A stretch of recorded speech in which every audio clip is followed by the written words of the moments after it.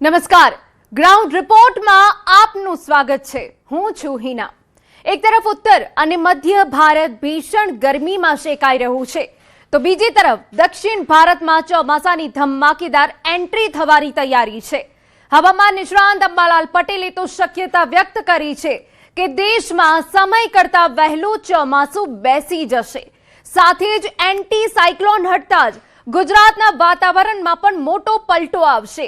જુઓ ક્યાં પહોંચ્યું છે ચોમાસું।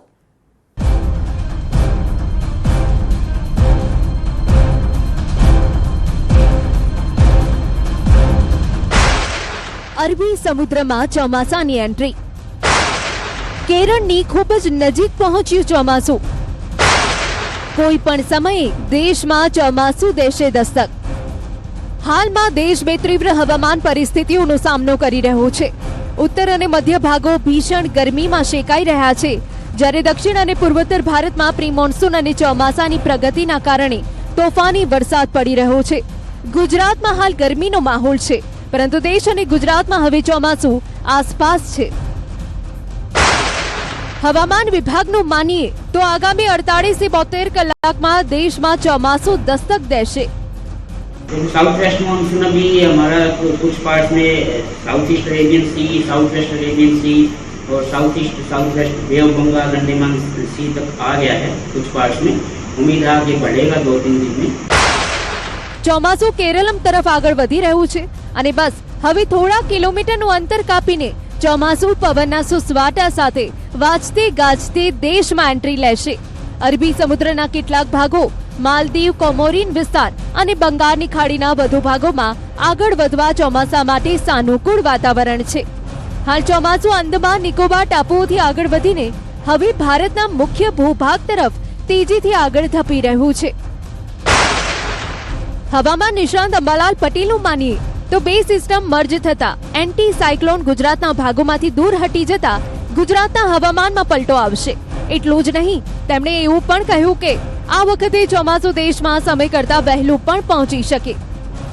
સમયના પહેલાં કે સમયસર લગભગ ભારતના દક્ષિણ છેડે ચોમાસું પહોંચવાની શક્યતા રહે। અરબ સાગરની સિસ્ટમ જો નબળી પડે તો સમય પહેલાં પણ કેરળ કાંઠે ચોમાસું આવી શકે। અંબાલાલ પટેલનું માનીએ તો આજથી જ ગુજરાતમાં પ્રી મોન્સૂન એક્ટિવિટીની શરૂઆત થશે। પ્રી મોન્સૂન એક્ટિવિટીના ભાગરૂપે દક્ષિણ ગુજરાતમાં વરસાદની શક્યતા છે। આજ સાંજ સુધીમાં બપોર બાદ પ્રી મોન્સૂન એક્ટિવિટીનો વરસાદ થતો હોય છે, એટલે દક્ષિણ ગુજરાતના ભાગોમાં પ્રી મોન્સૂન એક્ટિવિટીનો વરસાદ થવાની શક્યતા છે। આ વારના વલસાડમાં પ્રી મોન્સૂન એક્ટિવિટીનો વરસાદ થવાની શક્યતા છે। સૌરાષ્ટ્રના દક્ષિણ સૌરાષ્ટ્રના કોઈ ભાગ અને સૌરાષ્ટ્રના છૂટાછવાયા ભાગમાં ક્યાંક પ્રી મોન્સૂન એક્ટિવિટીનો વરસાદ થવાની શક્યતા રહેશે।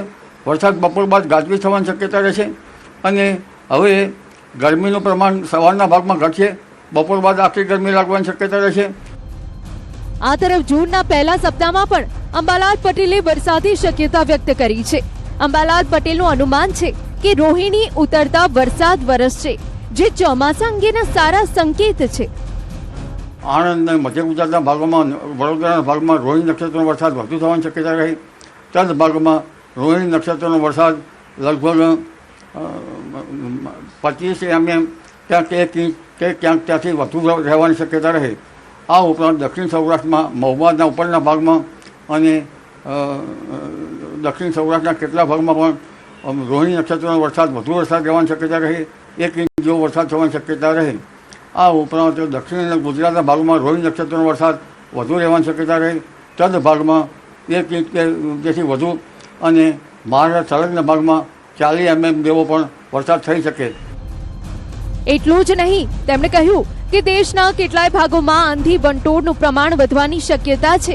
ઉત્તર પ્રદેશ સહિતના રાજ્યોમાં મિની વાવાઝોડાની સ્થિતિ સર્જાવાની શક્યતા છે। કોટાના ભાગમાં, જયપુરના ભાગમાં, પ્રયાગરાજના ભાગમાં અને યુપીના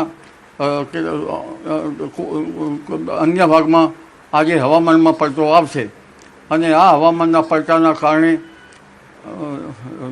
ત્યાં ભારે પવનની ગતિ રહેશે। આંધી વંટોળનું પ્રમાણ પણ વધુ રહેવાની શક્યતા રહેશે।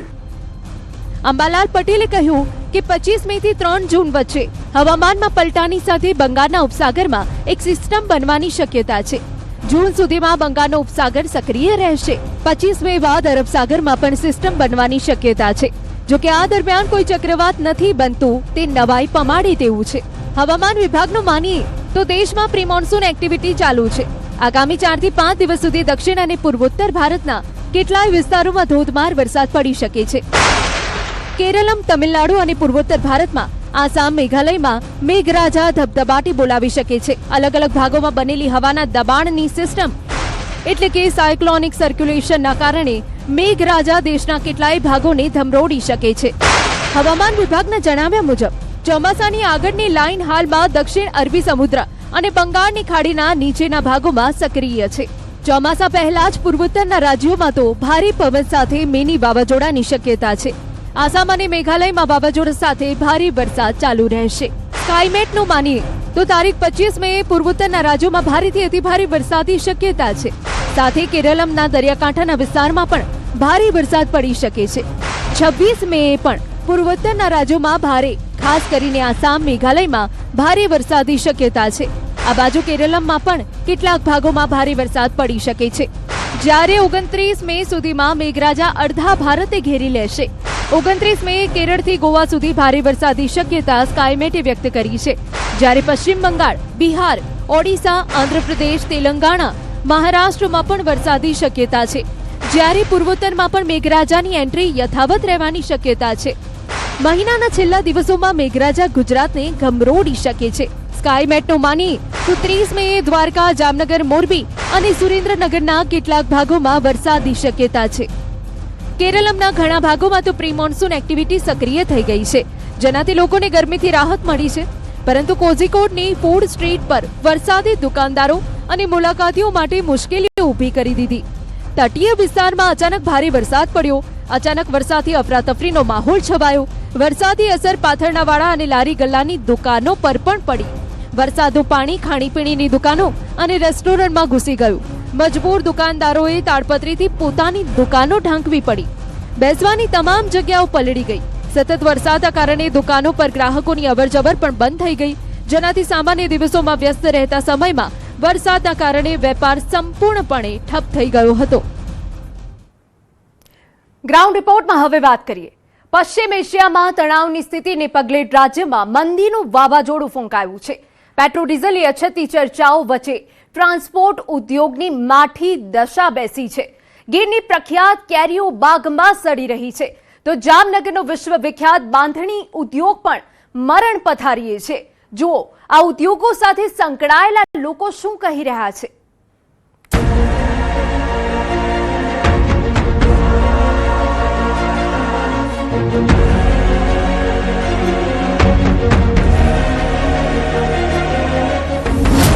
ગુજરાતના ઉદ્યોગો પર મંદીનું ગ્રહણ. આવી ભયંકર મંદી અને મોંઘવારી આજની સુધી મેં જોઈ નથી. તૂટી રહી છે ઉદ્યોગપતિઓની કમર. ટ્રાન્સપોર્ટ ઉદ્યોગ ને ઇન્ડસ્ટ્રી ઉદ્યોગ મરવાને આરે છે.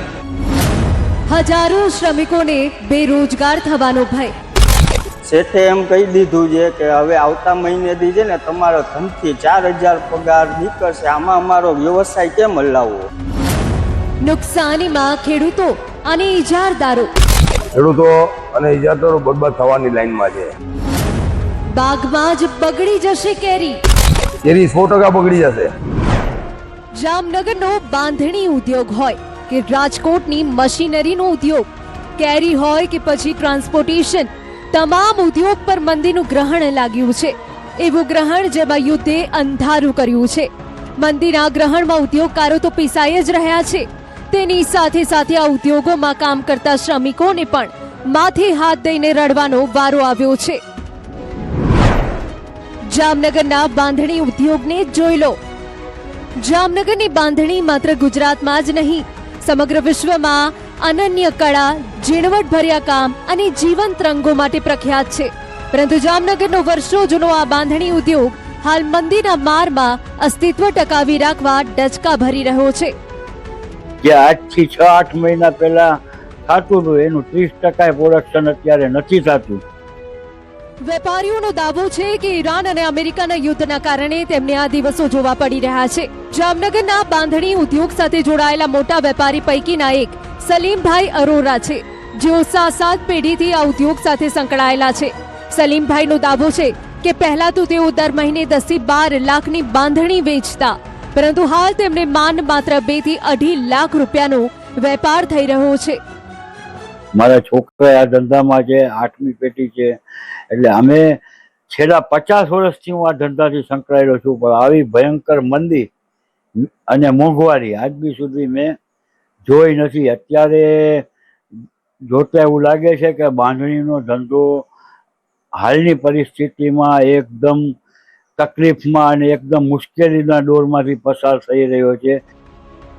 બાંધણી ઉદ્યોગમાં મંદી આવવાના કારણો પર નજર કરીએ તો વર્તમાન સમયમાં ઈરાન, ઇઝરાયલ અને વૈશ્વિક સ્તરે ચાલી રહેલા યુદ્ધ તેમજ તણાવપૂર્ણ સ્થિતિના કારણે આંતરરાષ્ટ્રીય બજારોમાં ભારે અસ્થિરતા આવી છે.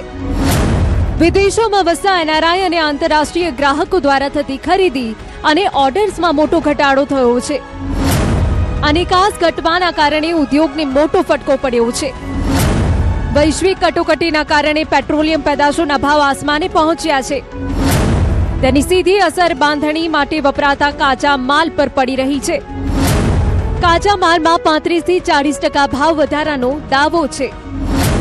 કાપડને રંગવા માટે વપરાતી ડાઈ અને કેમિકલ્સના ભાવ ખૂબ વધી ગયા છે. આ ઉપરાંત બાંધણીની પ્રક્રિયામાં કાપડને મોટા વાસણોમાં ઉકાળવા અને રંગવા માટે કોમર્શિયલ એલપીજી સિલિન્ડરનો મોટા પાયે ઉપયોગ થાય છે. ગેસના ભાવ સતત વધવાના કારણે અને ક્યારેક તેની અછત સર્જાવાને લીધે ઉત્પાદન ખર્ચ ખૂબ વધી ગયો છે, જેના કારણે નાના કારખાનાઓ માટે આ ખર્ચ ઉઠાવવો મુશ્કેલ બન્યો છે. બાંધણી ઉદ્યોગની મંદી માત્ર વેપારીઓને જ નહીં, પરંતુ શ્રમિકોને પણ દજાડી રહી છે. મંદીના કારણે શ્રમિકોના ઘરે ચૂલો સળગવો પણ મુશ્કેલ બન્યો છે. શેઠે એમ કહી દીધું છે કે હવે આવતા મહિનેથી છે ને તમારો 3 થી 4,000 પગાર નીકળશે. આમાં અમારો વ્યવસાય કેમ હલાવવો? આવી પરિસ્થિતિમાં અમારે નોકરી બીજે મળે એમ નથી. અમારે કરવું શું? આ એક નહીં, હસ્તકલા, બાંધણી સાથે જોડાયેલા જામનગરના 12,000 થી વધુ લોકોની આવી જ સ્થિતિ છે. પેલે કરતા હતા 25,000 નું કરતા હતા, હમણાં કઈ થતું જ નથી. એમાં 10-8,000 નું માન થાય છે. જામનગરનો વિશ્વવિખ્યાત બાંધણી ઉદ્યોગ હાલ મંદીના મારમાં સપડાયો છે અને અહીં જે પ્રકારે ભાવ વધવાની, મોંઘવારી વધવાની જે વાત છે તેને લઈને ઉદ્યોગમાં કામ કરતા 10 થી 12,000 જે મજૂરો છે તેમની હાલત કફોડી બની છે. જામનગરની વાત કરવામાં આવે તો જામનગરમાં હાલ બાંધણીની માંગ છે તે ઘટી છે, ભાવ વધ્યા છે, તેને લઈને જે ગ્રાહકો છે તે આ ખરીદી ઓછી કરી રહ્યા છે. તો બીજી તરફ ખરીદી ઓછી થવાને કારણે હાલ જે 10 થી 12 લાખનું જે ટર્નઓવર દર મહિને હતું તેમાં માંડ 2.5-3 લાખનું ટર્નઓવર થાય છે. ત્યારે આ મારમાંથી અનેક જે કારીગરો છે તે બાંધણી ઉદ્યોગને છોડી અને અન્યત્ર કામ કરવા માટે મજબૂર બન્યા છે. ભયંકર મંદીના કારણે બાંધણી ઉદ્યોગ સાથે સંકળાયેલા કારીગરો અને વેપારીઓએ હવે સરકાર પાસે મદદની ગુહાર લગાવી છે. બાંધણી હસ્તકલા ઉદ્યોગ છે, આમાં કોઈ જાતની મશીનરીનો ઉપયોગ થતો નથી. હસ્તકલા ઉદ્યોગના હિસાબે આના માટે સ્પેશિયલ કોઈ ખાસ પેકેજ મૂકે અથવા તો કોઈ એવી યોજના આવે જેનાથી આ ઉદ્યોગમાં પ્રાણ ફૂંકાય અને ફરી પાછો આવી રીતે જીવન આપાયો જે અગાઉ હાલતું હતું એવું જ હાલવા માંડે. આ તરફ જૂનાગઢના માર્કેટિંગ યાર્ડમાં ચાલુ કેરી સિઝનમાં આવક ઘટતા વેપારીઓ ચિંતામાં મુકાયા છે. સામાન્ય રીતે આ દિવસોમાં રોજના 30 થી 40,000 બોક્સ કેરીની આવક થતી હોય છે, પરંતુ હાલ માત્ર 10 થી 15,000 બોક્સ જ માર્કેટ સુધી પહોંચી રહ્યા છે. વેપારીઓએ દાવો કર્યો છે કે ડીઝલની અછતના કારણે ટ્રક અને માલવાહક વાહનોને સમયસર ઈંધણ નથી મળી રહ્યું, જેના કારણે આંબાના બગીચાઓમાંથી તૈયાર માલ મોડો પહોંચી રહ્યો છે. દરરોજ 30-35,000 બોક્સની આવક થતી હતી. આજે 10-12,000 બોક્સની આવક છે, કારણ કે ડીઝલ મળતું નથી. ખેડૂતો અને ઇજાદારો બરબાદ થવાની લાઈનમાં છે. દાવો છે કે જો આ જ સ્થિતિ રહેશે તો કેરીનો પાક બગીચામાં જ બગડી જશે, કારણ કે ખેડૂતોને બેવડો માર પડી રહ્યો છે. એક તરફ માર્કેટિંગ યાર્ડ સુધી કેરી પહોંચાડવી ખર્ચાળ બની છે, બીજી તરફ કેરીના ભાવમાં પણ ઘટાડો થયો છે. અગાઉ 900 થી 1500 માં વેચાતી કેરી હવે માત્ર 600 થી 800 રૂપિયામાં વેચાઈ રહી છે. કેરીની બજાર 700, 800, 900 રૂપિયા હતી અને 400, 500 રૂપિયા બોક્સના થઈ ગયા છે. કારણ કે બહારના વેપારીઓ કોઈ કેરી ખરીદવા આવતા નથી અને ડીઝલ મળતું નથી અને બહારના વેપારીઓ કોઈ આવતા નથી. આવા ખેડૂતો અને વેપારીઓ અને ઇજારદારો બરબાદ થઈ જશે જો ડીઝલ નહીં મળે આવતા દિવસોમાં. તો કેરી 100% બગડી જશે, કારણ કે આ ફ્રૂટ છે, ફ્રૂટ ટકે નહીં લાંબુ. થોડા દિવસ પહેલા યાર્ડમાં કેસર કેરીની ધૂમ આવક થઈ રહી હતી, પરંતુ છેલ્લા 5 દિવસથી કેરીની આવકમાં ઘટાડો થયો છે. હાલમાં કેરીની સિઝનમાં જે 10 થી 15,000 બોક્સની આવક છે, તે ગયા વર્ષે 30,000 થી વધુ બોક્સની આવક હતી. કેરીની આવક પેટ્રોલ ડીઝલના ભાવ વધતા ઘટી છે. માલ પુષ્કળ છે બગીચાઓમાં, બધીમાં. કેરીની આવક અહીંયા ઘટી ગઈ છે અને બહારના ગ્રાહક બી નથી આવતા. આવક ઘટવાનું કારણ હમણાં તહેવાર આવે છે, બીજા નંબરમાં વાદળા થયા હોય એટલે ખેડૂતો વેડો ન નાખતા હોય, પ્લસ ડીઝલની થોડીક અછત છે, જેને હિસાબે વાહન મળતા નથી એટલે ખેડૂતોએ વેડા નાખવાનું બંધ કરે છે, એટલે આવક આજ 2 દિવસથી થોડી ઓછી થઈ છે. આમ કેસર કેરીની સિઝનના પીક સમયમાં જ ઊભી થયેલી ડીઝલની સમસ્યાએ વેપારીઓથી લઈને ખેડૂતો સુધી સૌની ચિંતા વધારી છે. જો ટૂંક સમયમાં પરિસ્થિતિ સામાન્ય નહીં બને તો ખેડૂતો અને ઇજારદારોની હાલત વધુ કફોડી બનશે. પશ્ચિમ એશિયામાં ચાલી રહેલા યુદ્ધના કારણે હોર્મુઝ સ્ટ્રેટના માધ્યમથી ભારત સુધી આવતા પેટ્રોલ, ડીઝલ તેમજ ગેસ સહિત જથ્થામાં પણ અવરોધ ઊભો થયો છે, જેના કારણે પેટ્રોલ ડીઝલના ભાવમાં આગ લાગી છે. કેટલીક જગ્યાએ પેટ્રોલ અને ડીઝલ ન મળવાની ફરિયાદો પણ ઉઠી છે. આ તમામ બાબતોની સીધી અસર હવે ટ્રાન્સપોર્ટેશનના વ્યવસાય તેમજ પ્રોડક્શન કરનારી ઇન્ડસ્ટ્રીઝ પર જોવા મળી રહી છે. ટ્રક ઓપરેટરો અને ઉદ્યોગકારોમાં ચિંતા વધી છે. ટ્રાન્સપોર્ટ એસોસિએશનનું કહેવું છે કે હાલ 40 થી 50% સુધી ધંધો ઠપ થયો છે અને જો આવી સ્થિતિ યથાવત રહેશે તો આગામી દિવસોમાં ફરી લોકડાઉન જેવી સ્થિતિ સર્જાઈ શકે છે. ભાવ વધારો તો થયો છે, એ તો ગૌણ બાબત છે. ચાલો ભાઈ, સરકારને પોસાતું નથી, ભાવ વધારો કર્યો, પણ પરિસ્થિતિમાં ડીઝલ જ નથી મળતું તો આ ઉદ્યોગ, ટ્રાન્સપોર્ટ ઉદ્યોગ ને ઇન્ડસ્ટ્રી ઉદ્યોગ મરવાને આરે છે.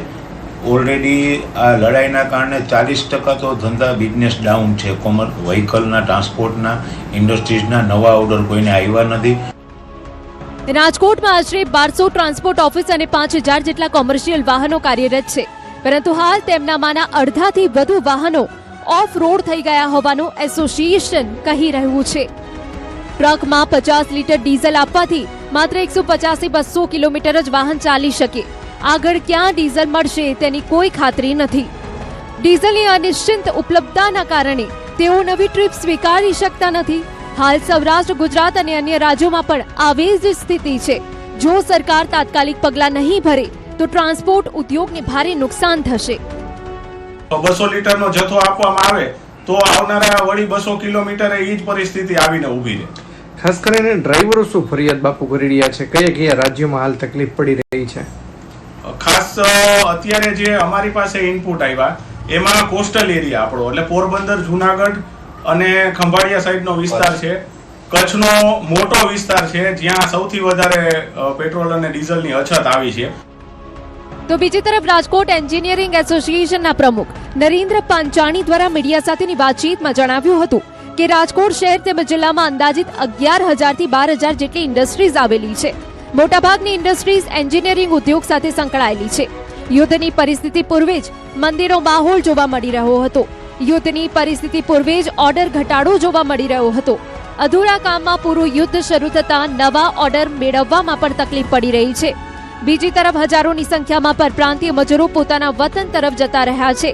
ઇન્ડસ્ટ્રીઝ દ્વારા સતત તેમને સમજાવવાના પણ પ્રયત્નો કરવામાં આવી રહ્યા છે. તેમ છતાં કેટલીક અફવાઓમાં આવીને પરપ્રાંતીય મજૂરો વતન તરફ જતા રહેતા હાલ મજૂરોની ક્રાઇસિસ પણ જોવા મળી રહી છે, જેમને વતન ન જવાની અપીલ કરવામાં આવી છે.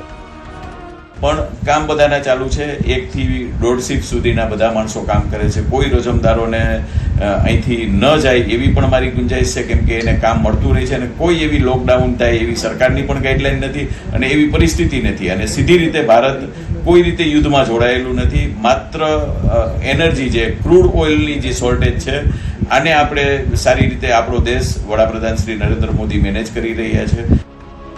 એકંદરે રાજ્યમાં હાલ મંદીનું વાવાઝોડું બની ગયું છે. પેટ્રોલ ડીઝલની અછતની વાતો થઈ રહી છે. જો કે સરકાર વારંવાર ખુલાસો કરી રહી છે કે પેટ્રોલ ડીઝલની દેશમાં કોઈ અછત નથી, છતાં પરિસ્થિતિ ધીમે ધીમે બેકાબુ બનતી હોય તેવો માહોલ સર્જાઈ રહ્યો છે. ત્યારે પરિસ્થિતિ ક્યારે સામાન્ય બને છે તે જોવાનું રહેશે. ગ્રાઉન્ડ રિપોર્ટમાં હવે વાત કરીએ. તમારી પરસેવાની કમાણી કોઈ પળવારમાં લઈને ગાયબ થઈ જાય તો? આવી હિંમત માત્ર રાજ્યમાં બેફામ બનેલા તસ્કરોની છે. શહેરમાં ચોરીની વધતી ઘટનાઓએ લોકોની ઊંઘ હરામ કરી દીધી છે. હવે ચોરોના આતંકના સીસીટીવી દ્રશ્યો એક પછી એક સામે આવી રહ્યા છે. આજના આ ખાસ રિપોર્ટમાં સામે આવેલા સીસીટીવી તમને પણ ચિંતામાં મૂકી દેશે. આખરે શહેરમાં વધતી ચોરીની ઘટનાઓ પાછળ કોણ છે જવાબદાર અને ક્યારે મળશે લોકોને સુરક્ષાનો વિશ્વાસ? જોઈએ આ ગ્રાઉન્ડ રિપોર્ટમાં.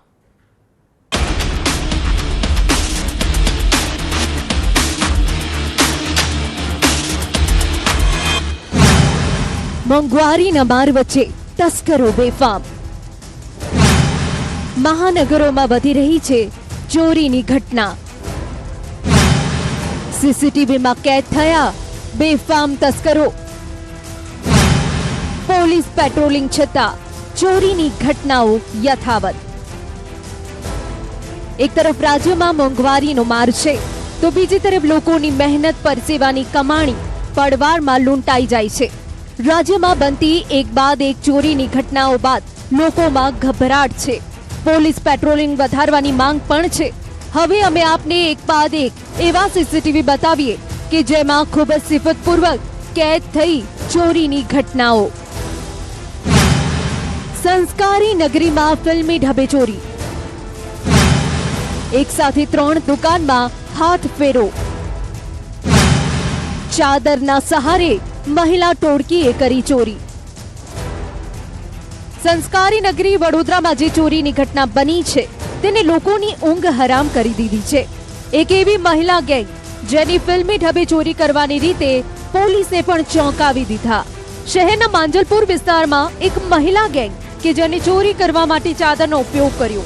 જો આ સીસીટીવી ફૂટેજ જેમાં 1 2 નહીં પણ 5 મહિલા ચોરનો આતંક છે.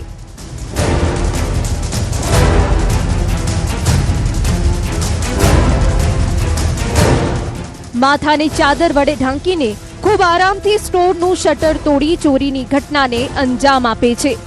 ચાદર સાથે ચોરી કરતી આ મહિલા ગેંગ પોલીસ માટે પણ પડકાર છે. આ ઘટના બાદ સ્થાનિક વેપારીઓમાં ફફડાટ ફેલાયો છે. ડાયમંડ સિટીમાં હાઈ પ્રોફાઇલ ચોરી. બંધ બંગલામાંથી 48 લાખની ચોરી.